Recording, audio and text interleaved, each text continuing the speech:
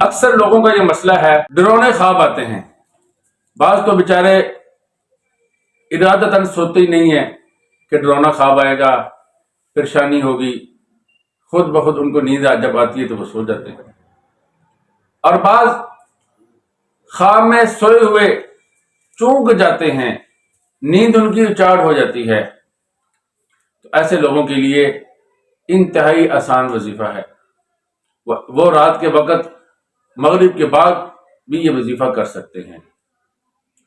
300 دفعہ لا حول ولا قوت الا باللہ العلی العظیم پڑھے، اور 21 دفعہ سورۃ الفلق، 21 دفعہ سورۃ الناس، 11 دفعہ سورۃ الاخلاص، اول اور آخر 7 دفعہ درود شریف یا 11 دفعہ درود شریف، کوئی سا بھی درود شریف پڑھ سکتے ہیں۔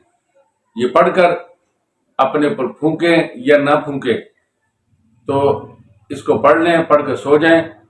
یا سونا ضروری نہیں ہے، آپ دیر سے بھی سو سکتے ہیں، اس کو مغرب کے بعد بھی پڑھ سکتے ہیں، عشاء کے بعد بھی پڑھ سکتے ہیں۔ آپ اگر 10 بجے سوتے ہیں تو 10 بجے بھی پڑھ سکتے ہیں۔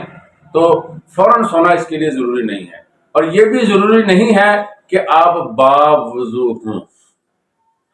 اکثر ساتھی یہ بھی پوچھتے رہتے ہیں کہ بیماری ہوتی ہے، وضو باقی نہیں رہتا، تو اس میں باوضو ہونا بھی ضروری نہیں ہے۔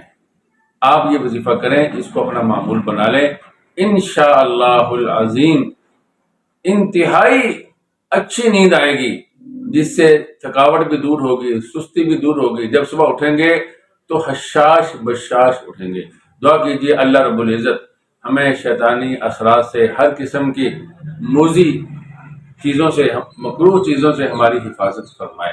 وآخر دعوانا ان الحمدللہ رب